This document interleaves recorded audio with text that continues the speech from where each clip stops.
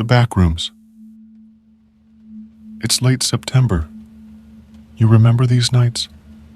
Humid, muggy, just a hint of the coming fall. Too cold for a t-shirt, but too warm for a sweater. These are the nights best spent at Cook Place Community Mall in my modest Midwest hometown. A diamond in the rough, in my eyes, this shopping center is a break from the monotony of tired hardware stores and family grocers that lined Main Street. The Cook Place Mall is typically packed to capacity, but not tonight because it was 8:15 p.m. on a Tuesday night, 45 minutes until close. Not exactly prime window shopping hours. Despite that, my three friends and I were still going strong. We were ending the night in the dusty arcade located in the basement of the shopping mall. It was down a short flight of stairs between the Dairy Queen and Sparrow in the food court. Faded and flickering carnival lights lined the dimly lit hallway and steps. "Andy, do you have another quarter?" Philip, my youngest friend, questioned as the words "game over" splattered across the screen. Philip was 12 years old and a bit underdeveloped for his age.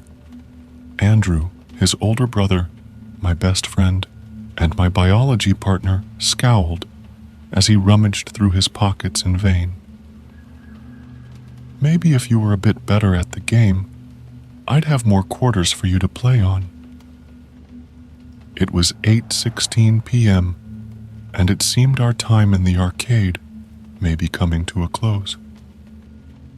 I had a few loose quarters left in my pocket, but that was going to stay my secret.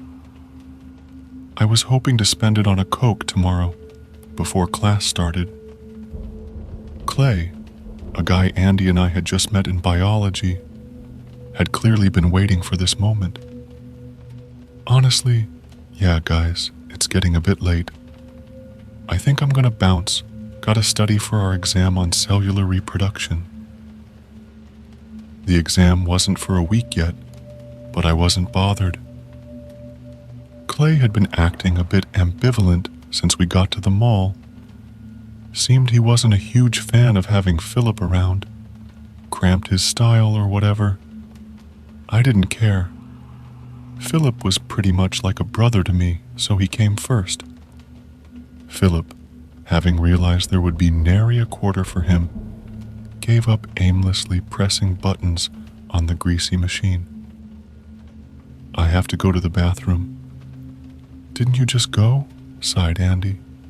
"Yeah, but we had a large soda." "You had a large soda, kid. By the time I got a sip, was all backwash." I chuckled as Andy and Philip started away from the arcade machines. Clay, while texting, followed lazily behind them. It was 8:24, and we had located a bathroom. The bathroom we were used to using in the mall, on the way out the front door, was closed for renovations, so we had to find another one. An L-shaped hallway lit with yellow, humming fluorescent lights ended with a corresponding bathroom on either side of the hall, with custodial equipment blocking the women's entrance. Philip rushed into the restroom. The mall closed at 9 p.m., so we were going to need to get moving. Sure enough, as the thought crossed my mind, the rattly old mall intercom crackled to life with a ding-dong. An adolescent male's voice spoke sharply. "Mall closing in 30 minutes. Mall closing in 30 minutes." I checked my watch. It was 8:26 p.m. Huh? Someone's in a hurry to get out of here tonight. I thought, that's retail. Clay spoke up. "I might just get going, you guys.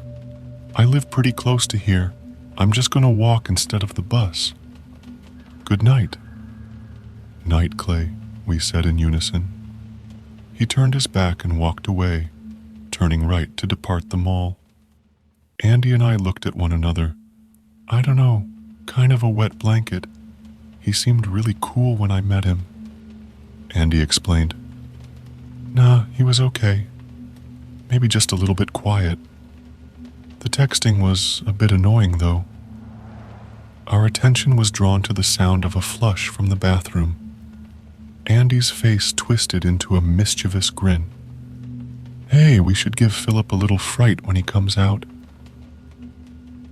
Remembering how jumpy Philip tended to be, I felt a pang of guilt. It really wasn't very nice to spook him, and we did it often. Nevertheless, I stood on the other side of the door, opposite Andy, waiting for Philip to step between us, not expecting a thing. The door swung open. Philip stepped out into the hallway, focused on drying his hands on his pants. He stepped by none the wiser. Ah! Andy yelled, as we each grabbed a shoulder. Philip yelled as he twisted around and fell backwards. Philip fell into the wall, and then Philip fell into the wall. That's the only way I know how to describe it. One moment, he had slipped off his feet and crashed into the wall. The next, everything but his legs had gone through the wall, as if there were a perfectly shaped hole in the concrete. Philip's legs spasmed in the air in the same looping, spastic pattern for but a few seconds. And then there was nothing left but solid concrete. What? Andy stuttered as he fell to his knees, his face a mixture of curiosity and confusion. As he shuffled towards the wall, his face turned to fear. I don't understand. Philip? He shouted his brother's name with a desperate, wavering cry. Philip. He slammed his hands into the wall. Once, twice, not a third time. Andy's head now protruded from the wall, facing the ceiling. His head seized from side to side as he continued to scream for his brother. God. He sounded like he was yelling through a box fan. I stepped backwards as my best friend disappeared from sight, and I was left with his scream bouncing off the hallway walls, intensifying as it mixed with the hum of the fluorescent, the howl of the fluorescent. My back pressed against the bathroom door, and I jumped. I screamed as my world exploded with static, deafening and blinding me. The noise was unbearable, and the grain obscured everything. And all at once, it stopped. I clutched my head in my hands, eyes squeezed shut. The static had dissipated, but was replaced with the hum of fluorescent lights and the all-too-familiar yellow glow through my eyelids. But there was something new, a smell that hadn't been there before. The musty, wet smell of carpet. Carpet that should have been changed decades ago. The smell reminded me of the dilapidated bowling alley down the road from the mall. I opened my eyes. Before me was the bathroom hallway, as expected, lit by the same light as before. The bathroom doors were gone. There were no more doors, no more custodial equipment, just a smooth slab of concrete wall. I got to my feet and looked around me cautiously. It seemed I was in the mall still, but ... It was quiet. It felt different. The fluorescent hum buzz was too loud. My ears itch. I walked down the hallway in the direction of the food court. As I turned the corner, I was met with not the opening to the food court as expected, but by another abrupt 90-degree corner, turning to the left. Ding dong, I froze. The loudspeaker was engaged. The empty air of the speaker nearest me told me that, but the operator had nothing to say. After a motionless moment, what felt like hours, the microphone snapped back into the console, cutting the empty noise. Whomever had activated the speaker seemed to have hung up. Confused, and growing ever more frightful of where I had found myself, I turned the corner. I was met with a large, empty room that I had never seen before. It was about the size of a classroom, with stained concrete walls. The smell of must was even stronger in here. Each wall had an identical, rectangular, door-shaped opening that seemed to be placed at randomly decided positions among the wall. The popcorn ceiling, littered with smears of dirt and greasy imprints, had long cracks spanning it. This room was clearly in need of renovation. "I don't understand," I muttered out loud. I truly didn't. This featureless room served no purpose other than a passageway to these other rooms. The lack of planning and absent attempt at caring for the room made me feel as if this place was long forgotten. Might as well try the next room, I thought to myself, as I walked through the door to my left.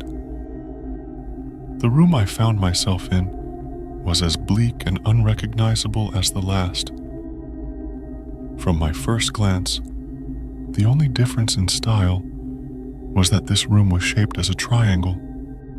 I heard a single cry from my right. It was more of a whimper, actually. "What the fuck?" It was Clay's voice. It couldn't be Clay. I watched him leave the mall. I rushed through the door to find Clay lying in a fetal position in a long hallway, stretching a distance to my left and right. "Change the channel. Change the channel." Clay babbled incoherently as he sobbed on the floor. Clay, you gotta get up." Clay didn't respond to me. He never would. His eyes, wide and unblinking with fear, were glued to the floor. How can fluorescent lights be so damn noisy? And then I saw it, and then I felt it. It hung motionless in the air, feet lightly scraping the ground. It had dry, cracked skin that was dressed loosely with torn, rough-spun shorts. It had the torso of a man, but its torso was on the wrong way. Its frail and feeble arms outstretched to the ceiling, not quite reaching, as if in an act of surrender. It had a cocked head, as if confused, as it peered down the hallway at me. Dark, beady eyes stared widely at me through the holes in the bloody duct tape wrapped around its head. And then it started to float toward us. Every time I blinked, stunned in absolute terror, it was not where I expected. A few feet forward, some inches to the left, never where it should be. And yet it was getting closer, ever closer. What I saw next will follow me forever. I turned to run, breaking the stillness, and sprinted down the hallway. I don't know. I guess I just assumed Clay would follow in the moment. I was wrong. A blood-curdling screech shook the hallway, and I whipped around. It had reached Clay. He still wasn't looking, but he was certainly screaming. It extended. Its long, spindly arms encradled him like a child, but it wouldn't look away from me. No, its eyes never left mine. In one quick, jerking motion, it was holding Clay by the top of his head, palming him like a basketball. I blinked, and it had grasped Clay's arm with its free hand. With brute strength, it twisted Clay by the torso. Clay's screaming cut short with a fleshy crunch as he dropped to the floor in a twisted pile. His eyes had finally opened to look at me one last time, and then I screamed. The louder I screamed, the louder the fluorescent hum became. Which was louder, I couldn't tell. I turned and ran to the first door I saw, blindly twisting and turning through the rooms that followed. Why on earth does every room look the same? I turned a corner and ran face first into a dark mass. We both fell to the floor. Andy. How did you get down here? Where the hell are we? I don't know, Andy. Where's Philip? We have to get him right now and leave. We turned and rushed down a third hallway, perpendicular to the hallway Andy and I met in. We ran until we felt we could run no more, and then fell into a final doorway. We landed in a mass on the damp floor and quickly scuttled to the back wall. The hum of the lights was all we could hear, louder and louder, and then they all went out. Silence. We found ourselves in total darkness and total silence as we clutched each other. No, wait, not total silence. The sound of static, as if emitting from a television, slowly coming toward us. Only when the light, coming from the source of the noise, started to slowly illuminate the room, did I realize. This room had only one door. It floated around the doorframe, toes dragging on the floor as it cast its bloody eyes upon us.